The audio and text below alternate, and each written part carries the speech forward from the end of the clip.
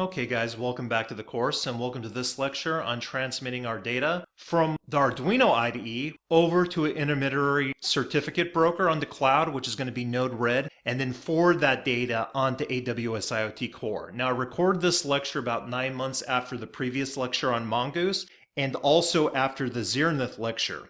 And the reason is because a lot of people had interest in using the Arduino IDE to forward data to AWS IoT Core. But as you know, if you played around with it, there's one big problem with that is the ESP8266 and most of the libraries made for it can't really handle the certifications with TLS 1.2 and SSL. So how do we get around that? Well, Node-RED is going to help us get around that. Now there's two versions of Node-RED. There's the locally based Node-RED, which installs a local web server to our personal computer. We don't want to use that version because it's got a dynamic IP. We want a static IP. We don't want to deal with port forwarding. We don't want to deal with VPCs. So by using Node-RED in the cloud, which we're going to do in the next lecture, we have our own web address that we can forward our data to. It's going to certify it with the SSL TLS in Node-RED on the cloud, and then it's going to forward that data onto AWS IoT. Now there are projects on GitHub that supposedly can hold these certificates on your ESP826612E. I've not gotten any of those to work. So you can try them. If you get them to work, let me know. And the ones that look like they're going to work are pretty complicated with low-level C. And at that point, you might as well use AWS FreeRTOS. So there's no real purpose in that. Plus, it's good to show you Node-RED because for IoT applications, this is a free service to start, but it has tons of little drag and drop pre-made code snippets that work very well. And it'll be very cool to see that in the next lecture. Then finally, in the third lecture, I'm going to give you our Arduino script that's going to send data to Node-RED. It's going to get certified in the cloud in Node-RED, and then forward to AWS IoT, which is now called AWS IoT Core. And it'll be a very cool way to use a very constrained device, namely the ESP8266, but you can also do this with the ESP32. But of course, the ESP32 is much more capable with some of these different operating systems on holding the devices on board, unlike the ESP8266, which only I found Mongoose to do that reliably. So let's get into the next lecture. We'll set up Node-RED in the cloud, inject a fake data package just like we did with the MQTT-FX tool, but instead it's going to be on the cloud, and then we're going to forward that data onto AWS IoT Core. Then in the next lecture after that, when we finish up, I'm going to have a data package on your ESP8266 programmed in the Arduino IDE, forwarded to Node-RED, certified in the cloud with Node-RED, and then forward to AWS IoT Core. So let's get started with that next. Okay guys, in this section I'm going to show you how to set up Node-RED. So traditionally I haven't provided support for tools, but this Node-RED setup can be so confusing that I thought it would be useful due to students' requests to show you really quickly how to set up your Node-RED website. This current tutorial that IBM provides is kind of out of date. Okay, and one important thing to note is there's actually two versions of Node-RED. The first version that we're not using is one that's locally installed on your machine and relies on the Node.js environment. And in fact, if you look at the Raspberry Pi, it comes standard if you're using the Raspbian OS with that version of Node.js installed. The problem with that version is normally, unless you pay your internet provider extra money, you're given a dynamic IP. So you don't always have a stable, reliable address to go to access the Node-RED application. Plus, we don't want to have to deal with the overhead of installing a local version on your machine, and I don't want to support it. It doesn't make a lot of sense. So the version that we're going to use is the cloud-based static IP version of Node-RED. This is where IBM gives you your own website hosting the Node-RED app, and you're going to keep the same static IP for the whole application space. So when you go to your Node-RED application and your dashboard, you'll always have the same URL. Okay, but we want to hit over here to IBM Cloud Account to set this up. So you're going to need an email and a password. And it's going to send me a code. So you're going to have to wait for your code, so I'll pause it and come back when I get my code.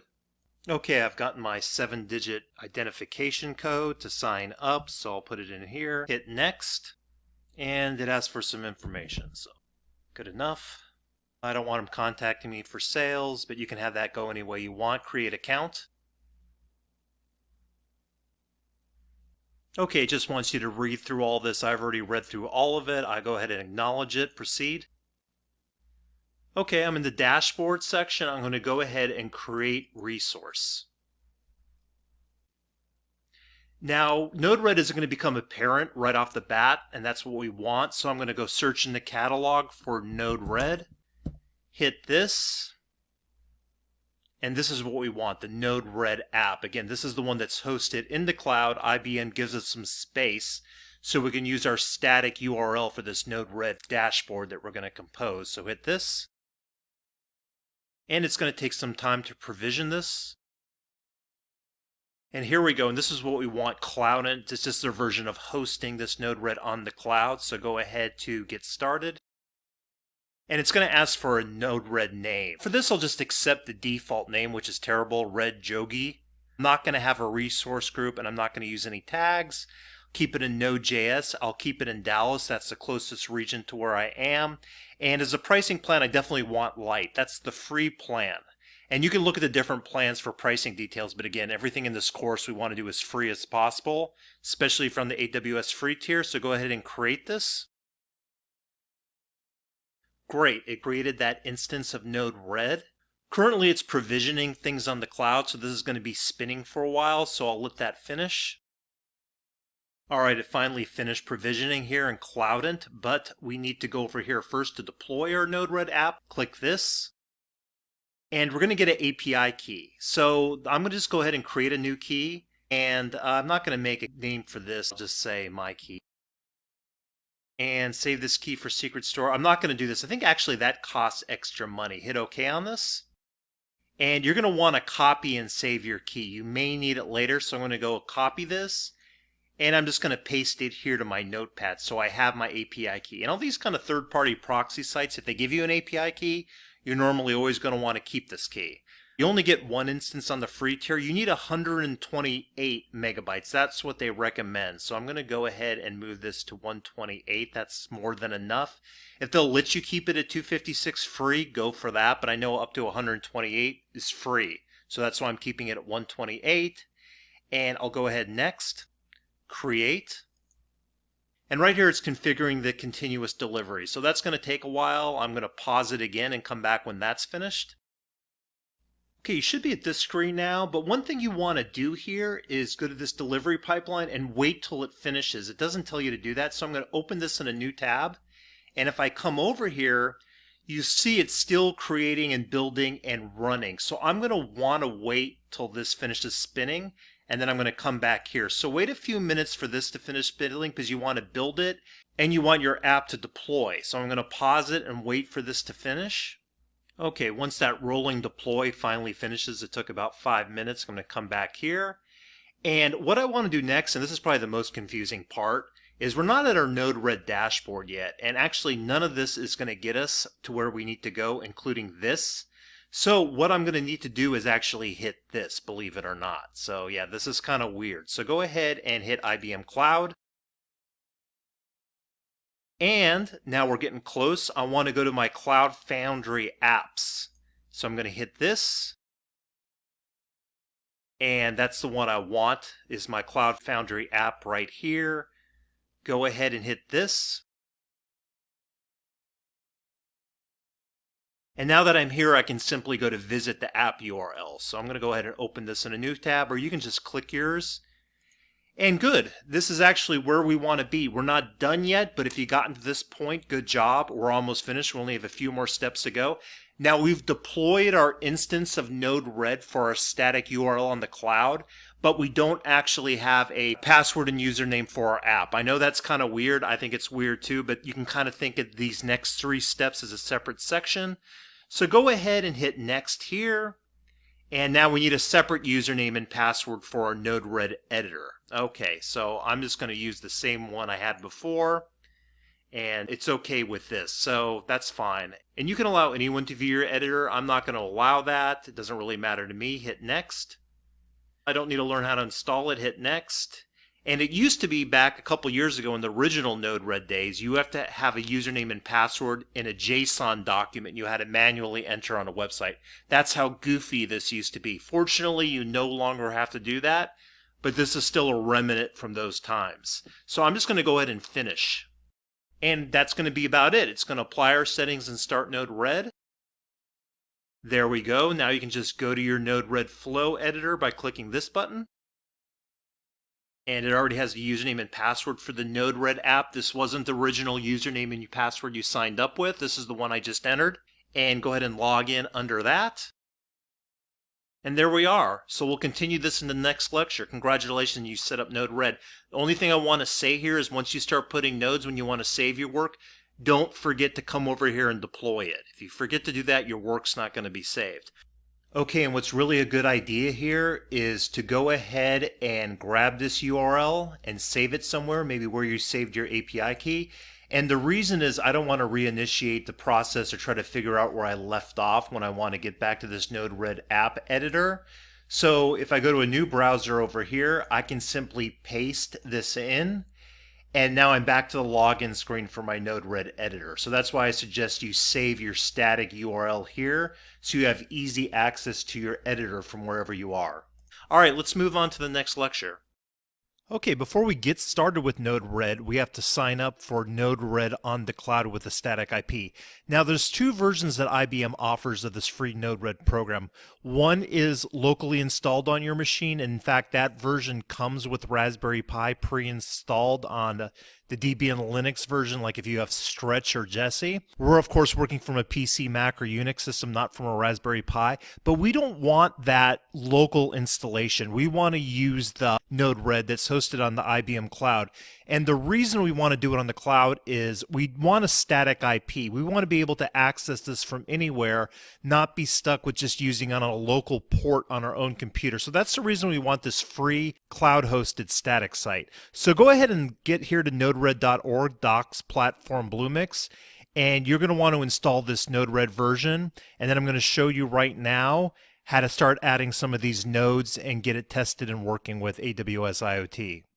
So the first thing I want to do is just make sure I can output something. So I'm going to start with an input of timestamp. So if I go up here to input and drag over inject, it'll switch automatically over to timestamp.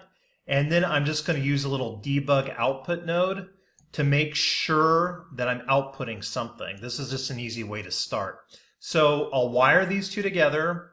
And when I click this timestamp here, I should get some output over here in the debug window. The first thing I need to do, and whenever I make any changes, I need to deploy it. So I'm going to hit deploy, and that's going to deploy any changes I've made to my Node-RED flow. So hitting timestamp, you see I get this Unix display timestamp, and it's important to note this comes into this node under this message.payload. We're going to use that later, so you need to know that. So now that we've done that, that's really exciting, but let's move on and do something else more useful. Let's have another input node, and this one will be inputting on HTTP. So anytime we send an HTTP request to this website, it's going to hit this node. So let's again wire it to the same monitor. We can use a separate debug monitor here, but for this it doesn't matter. And I'm going to double click this. I want the get method, not the post method. And then I'm going to have the URL extension. That's also kind of the topic extension. So we can hit this HTTP mode externally. So let's just call this my topic, even though it's not technically a topic. Now in PC, I use it with this slash. I had one of my students say, hey, you can't use this slash. When you do this, it has to be without the slash for Mac. I don't know if that's true, but if you're having a problem where the GET request isn't being ingested, then you may have to change that. So all I'm going to do is hit done here, and again, redeploy it. So when I hit get on here, I'm going to send it over here, but I don't really have a payload. So unlike timestamp, that's not going to work. But here's what I'm going to do in Arduino, and I'm going to test it right now. And of course, you can test this in a more sophisticated client like Insomnia or Postman client, very common for web developers. But I can also just test it from anywhere I'm at. So if I'm in Sri Lanka or Madagascar on vacation, I can open a web browser here and test it right from my web browser over the world. Because again, I have this static IP. It's not a locally hosted dynamic IP, so I can test it from anywhere. So I'm going to copy my web address here. You'll have your own unique extension right here. And I'm going to simply enter it over here. And then I'm going to add a parameterized URL query string. That's what we call it. So to do that, all I do is hit the topic name, my topic, and do a key value pair. So our key value pair is going to look like this. It's simply going to be, and this is standard form, and this is what Postman client does if you're using that. Question mark, and I'll just say temp. You can call yours whatever you want for your it's going to be sent out as JSON anyways. Temperature equals 44, and then for your value of your key value pair, humidity equals, I'll just say humid equals 77. Who cares? Okay, so when I enter this, it may spin, but as long as it says the GET request hasn't failed, it's gone through. So again, if we go over here, we check in D, temperature, JSON format, temp equals 44, humidity equals 77. I can go ahead and change this. I'll say, hey, humidity equals 78 now. Things got a little bit more humid. Boom, there's our second package. So the reason to test that is just to make sure before we start messing around with uploading firmware to our wireless devices, we just know this works for what we have so far. So we can leave this alone. Now we can move on to the next step. So for the next step, what I want to do, and I'll just let this spin here, it doesn't matter, I can close it out, is I want to add in a node for AWS IoT Core. So how I'm going to do this is I'm going to go over here to output and go to MQTT. So remember, for the IoT console where we're using these hosted device certificates, we want to use MQTT. We can connect through AWS IoT Core other methods on port 443 using certificates, and there's other ways to connect, but for what we're doing on port 8883 TLS 1.2 plus MQTT, we want to use this outgoing node. So here's what we're going to do. We're going to create a new server. This is my old one. I'm just going to create a new server on this. It's fine. So create a new one. I'll call this try 88 take 2. Doesn't really matter what you call it. This is going to be my AWS endpoint. So make sure that this AWS endpoint is correct. So go over to AWS, and again, to get your endpoint, go to settings, and this is your endpoint, which won't change for your account. So make sure that's correct. I know mine is. I copied it over here. And it's just using it from a previous account. Put that here. This may be defaulted to port 1883, which is MQTT, but AWS IoT can't use port 1883 because that's an open port generally used for MQTT without TLS. We need TLS, so that's why when we use TLS 1.2, we need port 8883. So change this to port 8883. You can keep this the same, keep this to change. And now that's fine. We can update this here. And the other thing I have to do is add the topic. So for this topic, and this is our outgoing topic. So it could be the same as our incoming topic from Arduino or our other device. That can also match our outgoing topic. I'm just going to name it something different. I'm going to say my topic 2. I'll just call it my topic 2. Remember, over here is our incoming topic from our external devices. This is our external topic. So this is the one we're actually sending out to, publishing from Node-RED and subscribing to on AWS IoT Core. So that's important to remember. Also, I don't want that topic slash here, unlike there. So don't leave this without a slash on it. Hit done for now on that. And then we got to make sure our certificates are installed on this device. So I'm going to open this up again. I didn't have to close it in the first place. And again, I'm going to click this over here at the server. And then I want to go to TLS configuration. Now I already uploaded my certificates. So you probably don't have yours uploaded because you haven't done this previously. But remember when we created those certificates and ascribed the policy, all-inclusive IoT policy to the certificates? These are the ones that we've already verified and tested that work. Upload these to Node-RED here in the cloud. So there's your certificate private key. Again, you don't need the public key. And this is your X509 root certificate. This one is that 248-bit one that we decided to use. And you may or may not need to update that. You don't really. And everything looks good there. Update that. Okay, I can click that. That's all done. And make sure to hit deploy again. So I hit deploy. It says it's connected. We'll find out in a second. So the first thing I'll do is go over to AWS IoT. And let's subscribe to that outgoing topic. And again, not this topic. That's our incoming topic from our device or URL. Outgoing topic is my topic 2. So without the slash. So I'm just going to say my topic 2 and then subscribe to that.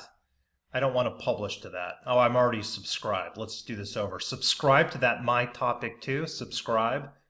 not publish. I don't have a callback to publish on that right now. Go back over here and let's test it out. So I can test it for that URL in a second, but for what I'm going to do now is it's going to send it a timestamp. Okay, it said it got sent. Let's go see that that actually happened. Sure enough, there's my timestamp on topic 2. Now let's go ahead and hit this incoming get node on my topic. RESTful get. So to do that, I'm just going to enter that query string. So going over here, I already entered it here. And again, I want it on this incoming topic. We previously did that with that little debug console. Now we're doing it live to AWS IoT Core. So again, my topic, and this is just the same one from last time. So hit enter. And then hopefully that got sent over. There it is on AWS IoT Core going through Node-RED with our security credentials on Node-RED. And just to make sure it works, I'll just change this to 88. It got more humid. Boom, boom. As soon as I open this up here, there it is. Our latest reading there, 88. So we're good to go. Let's do something else that's interesting. Let's go ahead and make this more like a realistic text JSON payload. So I'm going to copy what I have here, which I have one called temp function. And this just takes JavaScript. So what this does is it takes an incoming message and adds a whole bunch of parameters to it, like temperature in Celsius, humidity index, just a bunch of stuff. And I'm going to add an additional node just to show you how this works. So I'm going to add, it's called the function, and it's a double-ended node. It means incoming and outgoing. So go ahead and hit this timestamp, drag it over here, and then I'm going to connect it to my outgoing MQTT topic. And what's cool about this is when I hit timestamp, it takes that Unix timestamp, which you've already seen. It hits my function and includes that time message as a message payload, and then forwards that to my endpoint topic here. So I'm just going to copy this JavaScript code I just copied. I'll call this payload JSON, whatever. You can call it whatever you want. But see how it says return message? That's this incoming message forwarded to whatever node it's connected to. That's why it says return message. So let's just copy and paste that.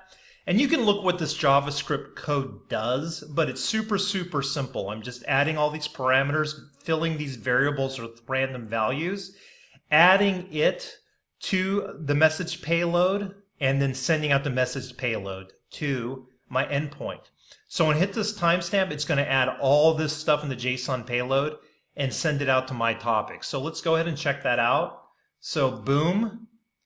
All right, let's see if it worked. And indeed, oh, it only sent the timestamp. You know why? Because I forgot to deploy it. I keep forgetting that constantly, all the time. It's annoying. Do it again. Okay, now our timestamp here should have hit this payload, and all of it got sent over to AWS IoT. And sure enough, there it is. And I'll provide this payload for you wherever you're watching this video.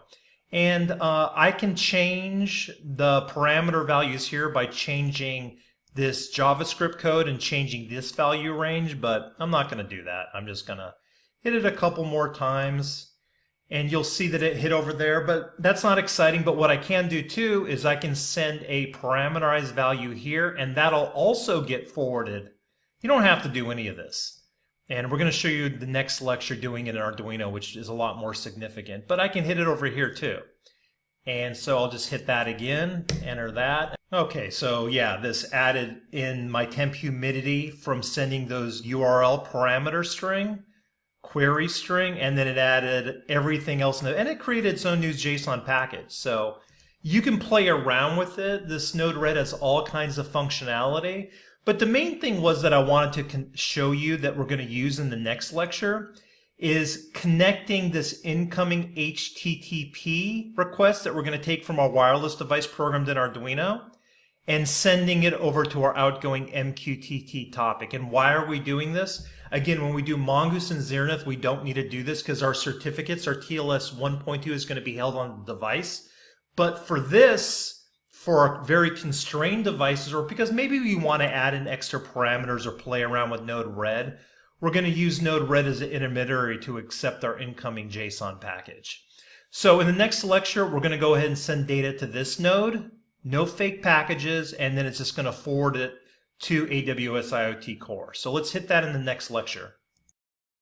All right, welcome to the third part in this lecture series on using Node-RED with Arduino environment to transmit data to AWS IoT Core. So in the previous lecture, we injected a fake data package right from the cloud in Node-RED right over to our topic in AWS IoT. So this is the cool lecture where we do it for real life, and it's much more exciting. So we can keep this as it is, but what we're going to do on input is add a HTTP node for incoming data to our IP address, our static IP up here on the IBM web server. Now you might be asking, why don't we use MQTT on input? Throughout the rest of the course, that's what we're going to do. But for this example, it's a little bit easier just to use a simple REST GET. And I'll probably provide a script how to do MQTT on input, but if we do it at the Arduino, we're going to need to use the pub sub library, set up some topic, and it's a little more complicated. So for this simple example, I'm just going to use the REST HTTP.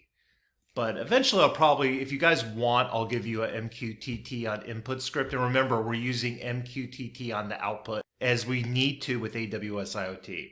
If we want to use EC2 or do something differently and set up our own web server on AWS, we're perfectly able to use REST or MQTT or whatever we want. There's different ways to do that. But for AWS IoT Core, it requires MQTT on output, but we can use whatever we can configure here on input. So let's configure our HTTP node for input from our Arduino. So I'm just going to double click this.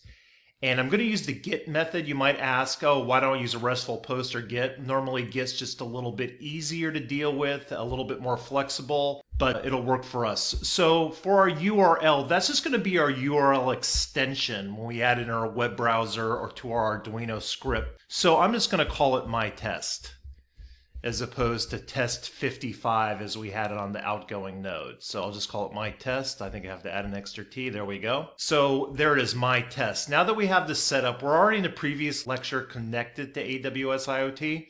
So a good thing right now that we can do before we start messing around with our Arduino script, and I explained that to you, is we can test this. Now we could use a testing tool like curl from the command line, which is really powerful and easy to use. Or we could use a tool like Postman, which is like a Chrome extension and super flexible for using HTTP requests. But I'm just going to make it super simple. I'm going to open a new browser window and I'm just going to send it directly to our Node-RED via browser. And if you look at my Hackster project or my All About Arduino Wireless course, I have a project where I use the ESP8266 in an Arduino environment to update a Google spreadsheet using wireless and REST. And I'm using the same script and I test it exactly this way and through curl. So you can look at that project as well. I'll provide you a link in the download folder. But what we're going to need to make this work is we're just going to copy this first extension of our web address. Actually, I'll copy it here so I can put in that URL extension. So I'm going to open a new browser window.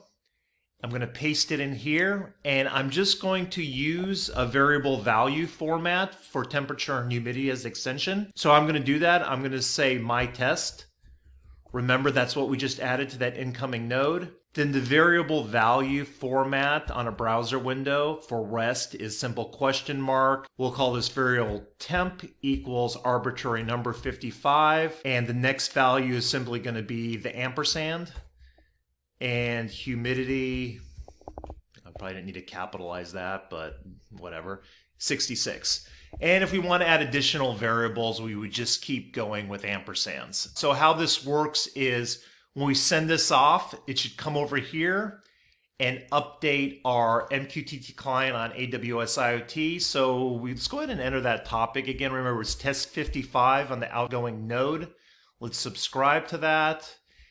Go back to our previous window here, and all we're going to do is input this. Now it's just going to spin. It actually got sent, hopefully already, but it's just going to spin because it doesn't really have any way to receive a server message saying it was completed successfully. But this is just for testing. And again, you can use curl or Postman in this exact same format to test it. Let's make sure it got sent over here, and sure enough, we got that data packet, and you see the web browser and sending it to AWS, it was able to interpret that. And if we come back here and change this to 77, you can see it'll immediately update, re-enter that, go back to AWS IoT, boom, got it re-entered. So that's good news. That worked fine. So we know that our Node-RED is set up correctly. So at this point, all we have to do is make sure our Arduino script works. So Node-RED works, our browser test works. We can close this out now, not confuse it. Now here's the Arduino sketch, and again, this is adapted from my ESP8266 to Google Sheet project. I just simplified it, and you can see I grayed out a lot of it because this actually is if you want to connect to DHT11 or DHT22 using the Adafruit DHT library. That's the most common one on the web that everybody uses. Just on comment all this gray stuff, and you will actually be able to connect a DHT on GPIO pin 2 and send live data through Node-RED to AWS IoT. But for this, to keep it simple, I just provided an example, and I want to talk about the important points. So the first thing I want to do is set up a constant char as our web ID we're sending it to. That's the URL. So the only thing to note here, this is the exact name we named our web server, our static IP. Don't use the HTTPS first. For whatever reason, I don't know the exact reason. If you try to use HTTP here, HTTPS, the prefix, it will not work. So you just got to go right into the web server URL. So this is just your connection protocol. I don't need to explain that. I'll assume you know how to set up the Arduino IDE environment for your device, whether using an ESP8266 or ESP32, or I can also provide you a very similar script for MKR 1500 by Atmel. There's very little difference. They just copied the ESP library exactly almost. So that works really well too. I put a little delay between readings, so it'll take some time. And here's where the magic takes place. So I just generate a random number. You don't need to add a library for random. It's just inherently part of this. So you can see how that's set up. It generates a random temperature number from 10 to 90, a random humidity number 5 to 70. And it uses this client library. I instantiate a client object from the ESP client library. And I send it right here, a get my test. This has to match the incoming node on Node-RED. And I say temperature equals this random number, and just like we set up in the browser URL window, and humidity equals this random number. And then the only other thing we have to do to make this work is send it with these appropriate headers. Now, if you want to change my script to your own script, that's perfectly fine. I will advise you, this isn't Python and this isn't JavaScript. This is like a C macro language. So it's very strictly defined. It took me a good amount of time to compose this script to work. All the spaces on these client headers and everything has to be formatted correctly. It's not a forgiving language when it comes to using this with a web browser. It's not robust. So start with my script and then alter it and try to get yours to work. But normally what's going to happen if you start playing around with it, you're not going to get any data and you're not going to know why. So start with my example, and remember, again, it's not Python. You can't play with the spacing and the indenting and the wording. It's not going to work. So keep this script, and this script will work. And then we're going to send data. I'm not going to do that now because it's going to take too long, but compile it, upload it to your ESP8266 or ESP32 device.